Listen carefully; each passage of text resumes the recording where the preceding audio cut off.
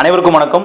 நம்ம 2026 சட்டமன்ற தேர்தலில் குறைஞ்சது 200 தொகுதியிலாவது ஜெயிக்கணும் அப்படின்னு சொல்லி திமுக கனவு கோட்டை கட்டிட்டு இருக்கக்கூடிய சூழல்ல ஸ்டாலினோட கனவுல மண்ணள்ளி போட்டிருக்கு காங்கிரஸ் அப்படின்னு சொல்லலாம். ஆமாம், அதாவது நீங்கள் ஆட்சிக்கு வரவே முடியாது, அதுக்கான எல்லா வேலையும் நாங்களே பார்ப்போம் அப்படின்னு சொல்லி ஒட்டுமொத்த காங்கிரஸ் தலைவரும் கங்கணம் கட்டிட்டு சுற்றுறாங்கன்றது இப்போ தெரிய வந்திருக்கு. இது நாள் வரைக்கும் ஒரு சில காங்கிரஸ் தலைவர்கள் கூட பார்த்தீங்கன்னா திமுகவுக்கு முட்டு கொடுத்துட்டு இருந்தாங்க. ஒரு சில தலைவர்கள் எதிராக பேசினாலும் இல்லை நாங்கள் கூட்டணியில் தான் இருப்போம், நாங்கள் எப்போவுமே ஸ்டாலின் அவர்களுடைய கரங்களை தான் வலுப்படுத்துவோம் அப்படிலாம் பேசிகிட்டு இருந்தாங்க இல்லையா. இப்போ அவர்களுமே பார்த்தீங்கன்னா திமுக கூட்டணிக்கு டாட்டா காட்ட ஆரம்பிச்சிட்டாங்க. இந்த பிரச்சனை 2-3 தினங்களாக எல்லா ஊடகங்களையும் பேசப்பட்டு வருது. ஸோ அதை நம்ம விலாவரியாக முதல்ல இருந்தே பார்க்கலாம். ஸோ எடுத்த உடனே முதல்ல பார்த்தீங்கன்னா கனிமொழி அவர்கள் ஒரு ட்வீட் ஒன்று போடுறாங்க. தமிழ்நாடு அதிமுக ஆட்சி காலத்தில் ரொம்பவே தாழ்வான பகுதியில் இருந்துச்சு, ரொம்பவே மோசமான நிலைமையில் இருந்துச்சு, நாங்கள் தான் மீட்டெடுத்து கொண்டு வந்தோம், ஒரு முன்னேறிய மாநிலமாக தமிழ்நாட்டை மாற்றியது நாங்கள் தான் அப்படின்னு சொல்லி கனிமொழி அவர்கள் போஸ்ட் ஒன்று போடுறாங்க. போஸ்ட் போட்டால் கூட்டணி கட்சிகள் பார்த்து பாராட்டுவாங்க, இல்லை கடந்து போவாங்க வச்சுக்கோங்களேன். ஆனால் காங்கிரஸ் அப்படி பண்ணல. காங்கிரஸ் கட்சியினுடைய தகவல் பகுப்பாய்வு குழு தலைவர் ராகுல் காந்திக்கு மிக நெருக்கமானவர் என்று அறியப்படக்கூடிய பிரவீன் சக்கரவர்த்தி அவர்கள் என்ன பண்ணுறாருன்னா கனிமொழியோட ட்வீட்டை டேக் பண்ணி, தமிழ்நாடு ஒன்றும் முன்னேறிய மாநிலம்லாம் கிடையாது, வர வர தமிழ்நாடு ரொம்ப மோசமான நிலைமைக்கு போயிட்டுருக்கு, கழுதை தேஞ்சு கட்டெரும்பான கழுது தான் தமிழ்நாட்டினுடைய வளர்ச்சி அப்படின்னு சொல்லி ஒரு டேட்டா போடுறாரு.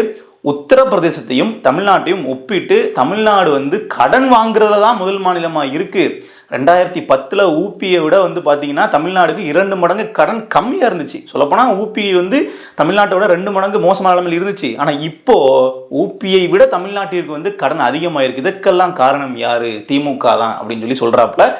நேரடி அட்டாக். இது ஒரு சில கூட்டணி தலைவர்கள் ஒரு பொதுவான பிரச்சனையில கருத்து சொல்லி அது திமுக அரசுக்கு ஒரு களங்கம் விளைவிச்சதுன்னா அதை நம்ம கடந்து போகலாம். இப்போ நீங்கள் பார்த்தீங்கன்னா ஆராசா ஏதாவது ஒரு காங்கிரஸ் தலைவர்களை பற்றி பேசுவார், காமராஜரை பற்றி தப்பாக பேசுவார். அதே மாதிரி திருச்சி சிவா காங்கிரஸ் தலைவர் பற்றி தப்பாக பேசுவார் காமராஜரை பற்றி. அப்போ இவர்கள் கண்டனம் பண்ணுறாங்க அப்படின்னா அது நம்ம கடந்து போயிடலாம், அதெல்லாம் ஒன்றும் கூட்டணியில் பெரிய விரிசல் ஏற்படுத்தாதுன்னு சொல்லலாம். ஆனால் இது நேரடியாக திமுகவினுடைய ஆட்சியவே கேள்வி கேட்கக்கூடிய ஒரு விமர்சனம்.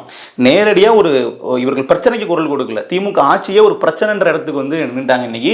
சரி, இவர் இந்த கருத்தை சொல்றாரு. பிரவீன் சக்கரவர்த்தி ஒரு கலகம் மூட்டக்கூடிய ஒருப்பா, ஏற்கனவே விஜய் போய் மீட் பண்ணியிருக்காரு.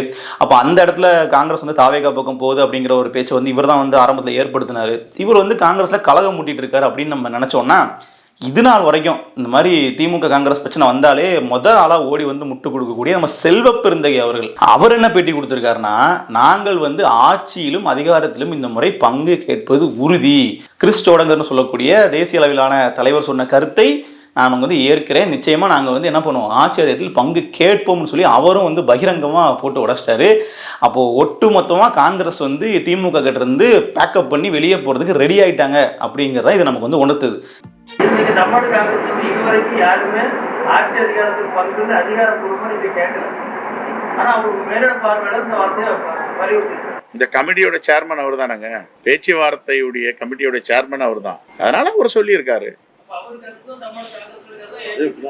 அதுல என்ன டவுட் இருக்கு உங்களுக்கு?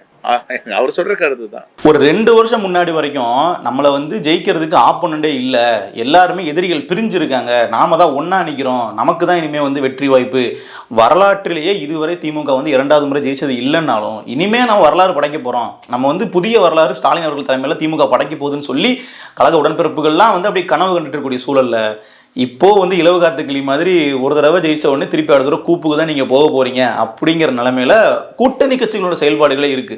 இது வெறுமனே காங்கிரஸ் மட்டுமே கிடையாது, சமீபத்தில் கம்யூனிஸ்ட் கட்சிகளுமே திமுக எதிராக சில கருத்துக்களை முன் வச்சுட்டு இருந்தாங்க. நம்ம இப்போ என்ன நினைச்சோம் அப்படின்னா, இவர்கள் அதிகமாக சீட்டு கேட்கறதுக்கு இது மாதிரி ஒரு பேரம் பேசுறதுக்காக இது மாதிரி விஷயங்கள் பண்ணுவாங்க. இப்போ காங்கிரஸ் நாங்கள் 40 சீட்டு கேட்போம்னு சொல்லி சொன்னாங்க இல்லையா, அப்போ 25 சீட்ல இருந்து 40 சீட்டா மாத்துறது சில வேலைகளை பார்ப்பாங்க. கம்யூனிஸ்ட் கட்சி 6 சீட்ல இருந்து 10 சீட்டு கேட்கறதுக்கு இது மாதிரி வேலைகளை பார்ப்பாங்க நம்ம நினைச்சிட்டு இருப்போம். ஆனால் அவர்கள் எதிரில் இருக்கக்கூடிய கடைகளையும் போய் துண்டு போட ஆரம்பிச்சிட்டாங்கன்ற நமக்கு புரிய வருது. இந்த விஷயத்தில் காங்கிரஸ் பார்த்தீங்கன்னா தமிழக வெற்றி கழகத்து கூட போகிறதுக்கு எல்லா முயற்சிகளும் எடுத்துட்டு இருக்காங்க. திரைமறைகள் அதுக்கான வேலைகள் தீவிரமாக போயிட்டு இருக்கு. இன்னும் சில தினங்களில் காங்கிரஸ் கூட தாவேகா கூட்டணி வைக்கிறாங்க அப்படிங்கிற அறிவிப்பு வந்தாலும் ஆச்சரியப்படுறதுக்கு இல்லை. ஏற்கனவே அந்த கிறிஸ்துமஸ் விழாவில் வெளிப்படையாக காங்கிரஸ் கட்சியினுடைய மூத்த தலைவர் வேலுச்சாமி அவர்கள் சொல்றாரு, இந்த கூட்டணி தேர்தலிலும் வரணும் அப்படிங்கிறத என்னுடைய விருப்பம்னு சொல்லிட்டு அவர் மட்டும் சொல்லலாமா அந்த கருத்தை? காங்கிரஸ் கட்சியில் உள்ள எல்லா தொண்டர்களுக்குமே மனநிலை அப்படிங்கிறது எப்படியாவது நம்ம தாவேக கூட கூட்டணிக்கு போயிடணும், திமுக கூட்டணி நமக்கு வந்து மரியாதை இல்லை, ஆட்சியில் அதிகாரத்தில் பங்கு இல்லை, எப்படி நம்ம தமிழ்நாட்டையும் ஆண்ட கட்சி நமக்கு இந்த நிலைமை அப்படிங்கிற மாதிரி ஒரு புலம்பல் தான் இருக்குது. நம்ம தமிழக வெற்றி கழகத்துக்கு கூட போனோம் அப்படின்னா நம்ம அதிகமான தொகுதிகளில் போட்டியிடலாம், நாம் வந்து திமுக கிட்ட இருந்து நம்ம அடிமைத்தனத்தை வெளியே வந்துடலாம் அப்படிங்கிற மாதிரி காங்கிரஸ் வந்து ஒரு திட்டம் போடுறதா காங்கிரஸ் தொண்டர்கள் விரும்புறதா வேலுச்சாமி அவர்களே சொல்றாரு. தலைமையும் இதை தான் வந்து திட்டம் போடுறதாவும் இப்போ இவர்கள் வந்து பேசும்போது நமக்கு தெரிய வருது. ஏன்னா இப்ப நேரடியா ஒரு கட்சி வந்து கூட்டணியில் இருக்கு, திமுக கூட்டணியில் காங்கிரஸ் இருக்கு. இப்படிப்பட்ட சூழல்ல காங்கிரஸ் கட்சியினுடைய ஒரு முக்கியமான பொறுப்பாளர் கூட்டணி கட்சிக்கு எதிராகவே கருத்து பேசுறாரு, ஆளுங்கட்சிக்கு எதிராகவே கருத்து பேசுறாரு அப்படின்னா இதை காங்கிரஸ் கட்சியினுடைய தலைமை இதுவரைக்கும் கண்டிக்கவே இல்லையே. ராகுல் காந்தி அவருடைய நண்பர் பிரவீன் சக்கரவர்த்திங்கிறது எல்லாருக்கும் தெரிஞ்ச ஒன்று. அப்போ அவர் வந்து அனுமதி இல்லாமல், அவருடைய அனுமதி இல்லாமல், எந்த ஒரு அப்ரூவலும் இல்லாமல் பேசியிருப்பாரானா வாய்ப்பே இல்லை. கண்டிப்பாக தெரிஞ்சு தான் பேசுகிறாரு. இதெல்லாம் ஒரு பிளான் பண்ணி தான் அவர்கள் வந்து பண்ணுறாங்க. திமுகவுக்கு ஒரு மிகப்பெரிய நெருக்கடியை வந்து காங்கிரஸ் தரப்புல வந்து அவர்கள் கொடுக்குறாங்க அப்படிங்கிறதுல மாற்று கருத்தே இல்லை.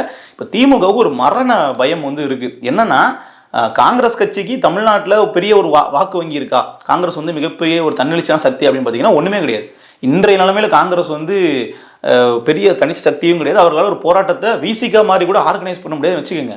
ஆனால் திமுகவிற்கு காங்கிரஸுக்கு என்ன ஒரு கெமிஸ்ட்ரி ஒத்து போகுது அப்படின்னா, கிறிஸ்தவ இஸ்லாமியர்களுடைய வாக்குகள் ஒட்டுமொத்தமாக இந்த கூட்டணிக்கு வர்றதுக்கு காரணமாக இருக்கிறது காங்கிரஸ். ஏன்னா அகில இந்திய அளவில் பாஜகவுக்கு காங்கிரஸ் தான் எதிரி, திமுக எதிரி கிடையாது. ஏன்னா திமுக வந்து ஒரு லோக்கல் பார்ட்டி மாதிரி தான் நேஷனல் லெவலில் கருதப்படும். அப்போ காங்கிரஸ் கட்சி திமுக கூட கூட்டணி இருப்பதனால்தான் திமுகவுக்கு இந்த மதச்சார்பற்ற கூட்டணி அப்படிங்கிற ஒரு பிம்பம் வந்து கிடைக்குது.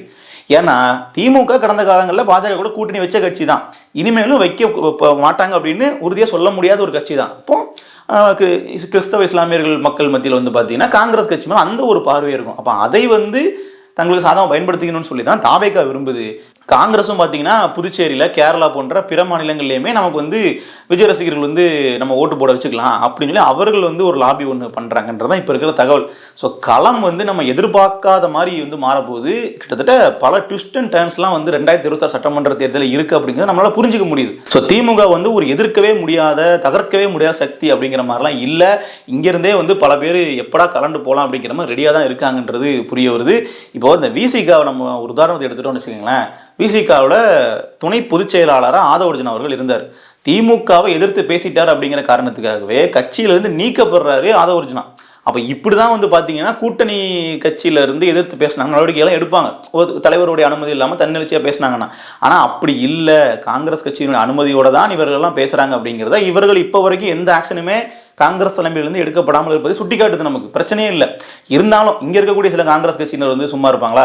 ஜோதிமணிலாம் வந்து பார்த்தீங்கன்னா இல்லை நீங்கள் கடனை வந்து அப்படி ஒப்பிடக்கூடாது, தமிழ்நாட்டினுடைய கடன் வந்து 4.5 லட்சம் கோடியிலிருந்து 9.5 லட்சம் கோடியாக வந்து வந்திருக்கலாம், ஆனாலும் நம்ம வந்து நிறைய விஷயங்களை வந்து முன்னேறி இருக்கோம், நம்மளுடைய தொழில் வளர்ச்சி வந்து முன்னேறி இருக்குது, நம்மளுடைய மாநிலத்தினுடைய உட்கட்டமைப்பெல்லாம் மேம்பட்டுருக்கு, ஊபியோட நீங்கள் கம்பேர் பண்ணாதீங்க, உத்தரப்பிரதேசம் அப்படிங்கிறது இன்றளவுமே வந்து பின்தங்கி தான் இருக்குது, தமிழ்நாடு முன்னேறி தான் இருக்குது அப்படிங்கிற மாதிரி திமுகவினருக்கு முன்னாடி முந்தி எடுத்து ஜோதிமணி அவர்கள் வந்து முட்டு கொடுக்குறாங்க. இது மாதிரி ஒரு சில காங்கிரஸ் தலைவர்கள் வேணால் முட்டு கொடுக்கலாம். ஆனால் தமிழ்நாடு மாநில தலைவர் காங்கிரஸோட செல்வப்பிரந்தை அவர்களுமே வந்து பார்த்தீங்கன்னா பேக் அடிச்சிட்டாரு. இந்த பக்கமே வந்து வேலுச்சாமி, பிரவீன் சக்கரவர்த்தி போன்ற பல தலைவர்களும் வந்து திமுக எதிராக வந்து பேச ஆரம்பிச்சிட்டாங்க. கூட்டணியே வந்து மாறுவதற்கான எல்லா வேலைகளையும் வந்து பண்ணிட்டு இருக்காங்க. நிச்சயமாக தலைமையினுடைய ஒப்புதலோடு தான் பண்ணப்படுது அப்படிங்கிறதுல துளியும் மாற்றுக்கிறது கிடையாது. இப்போ திமுக காங்கிரஸ் கூட்டணி வந்து உடையிறதுனால களம் நம்ம மாறும்னு சொன்னோம் இல்லையா, அது எந்த மாதிரி மாறும், எந்தெந்த கட்சிகளுக்கு சாதகமாக இருக்கும் அப்படிங்கிறத நம்ம வந்து பேசணும்.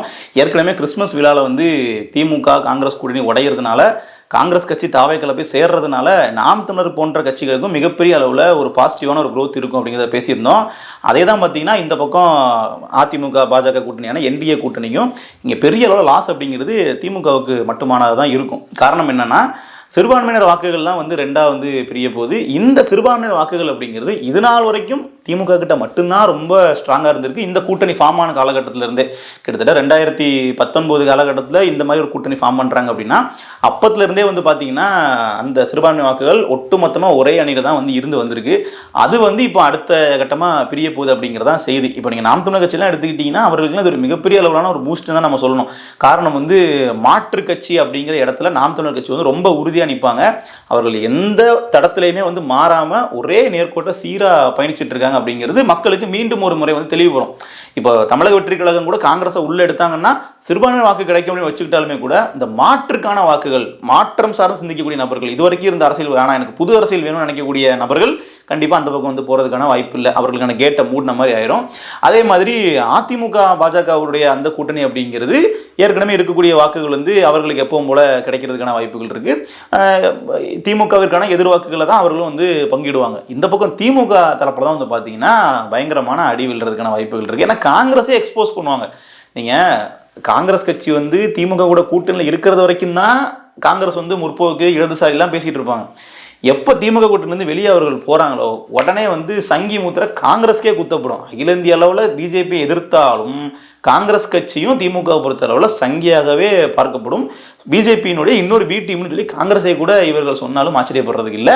அப்படிப்பட்ட சமயம் வரும்போது தான் காங்கிரஸ் கட்சி வந்து திமுகவை எக்ஸ்போஸ் பண்ண ஸ்டார்ட் பண்ணுவாங்க. எங்கள் கூட கூட்டணியில் இருக்கும்போது நீங்கள் என்னென்ன வேலைகள்லாம் பண்ணீங்க அப்படிங்கிறதெல்லாம் காங்கிரஸ் வந்து எக்ஸ்போஸ் பண்ண ஆரம்பிப்பாங்க. நமக்கு வந்து பார்க்குறதுக்கு நல்லா வேடிக்கையாக கூத்தாக இருக்கும்.